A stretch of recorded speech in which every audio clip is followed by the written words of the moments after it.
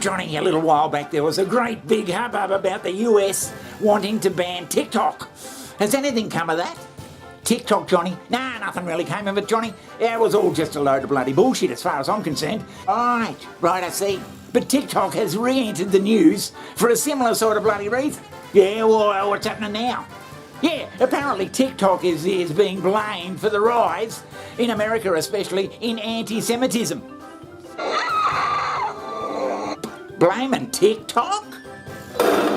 It's just come about that people are thinking that the young, uneducated people of the US especially, they're just being brainwashed by TikTok to not bloody follow Israel.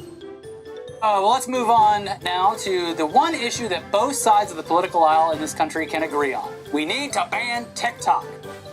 Actually, no, banning TikTok is one of two issues that everyone can agree on. The other one being unconditional support for Israel.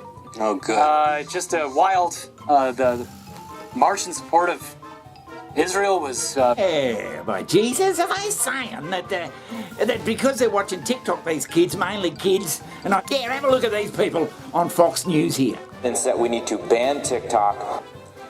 So here's one takeaway, Tammy. Americans watch 3 billion hours of TikTok every month. Fully a third get their news there. And the fear is this is how you're educating an entire generation. There's no fact-checking on TikTok. And 30-second video does not make for an history lesson. It doesn't. Thank you, William. You know, Dagan, I think, they are morons. The 28-year-olds say that that's the source of information they're getting, so that's turning them against Israel. Johnny, that's a fairly bloody long bow to bloody draw. Status quo. Let's go. Status quo. There have always been valid national security concerns motivating politicians who want to crack down on TikTok, though. But clearly another huge motivation has been the fact that young people are on there learning about stuff like trans rights, anti-racism, etc., at a time when access to that kind of information in places like schools and libraries is under attack. There's obviously plenty of other shit on TikTok, but the idea that kids are learning things that their parents don't want them to know about is always going to be something that older generations don't like. Doesn't. Thank you, William. You know, Dagan, I think, they are morons. But that's not the fault of TikTok. That's the fault of this is a generation since September 11th. 20-somethings are responding to this, and it's because of the lack of education that, at least they know their pronouns, right? But they don't know about this. Doesn't this show us, though, the kind of the void, the intellectual void, the emotional void, the morality void?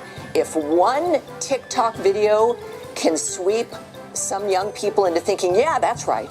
Pew Research. Now, it's obvious to me that they've been bloody brainwashed, for want of a better word. They've been, since they were little kids, they were told that Israel is wonderful and we have to follow Israel and it's patriotic to follow Israel and it doesn't matter what the fucking hell Israel does.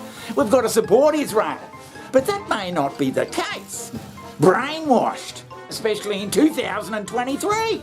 So anyway, in the case of what's going on right now in Gaza, young people are seeing primary source videos of atrocities as they happen, and they're hearing explanations for what's happening that are slightly more complex than the official explanation, which is basically just Palestinians are evil, they want every Jew to die, and Israel is incapable of ever doing anything wrong. So everything that's happening right now is good, actually.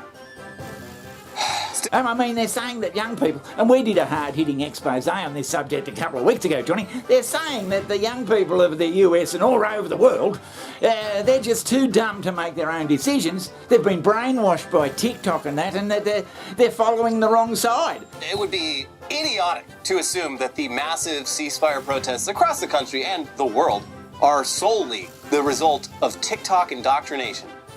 But alas, that's become a popular talking point, and the new reason that this country's political establishment wants TikTok gone. It's the thing that they want to do that they can point to their constituents and say, we got rid of the problem. Yeah, if we just got rid of TikTok, America would be a Norman Rockwell painting if we just got rid of TikTok.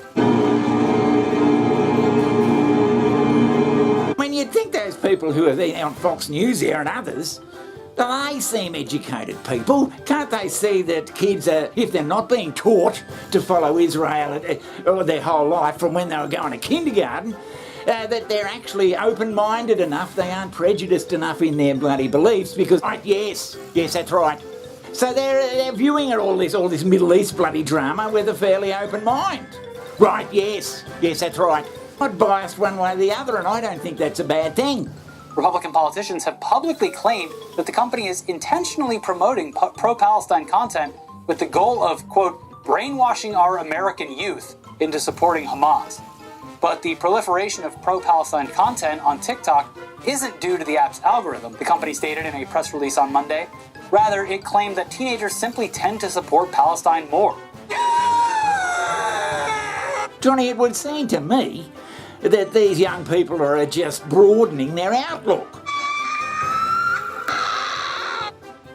So when you say all this shit about the young people, they're destroyed, their bloody belief system has been destroyed, I just think it's the biggest load of shit this channel has ever come across. Holy shit!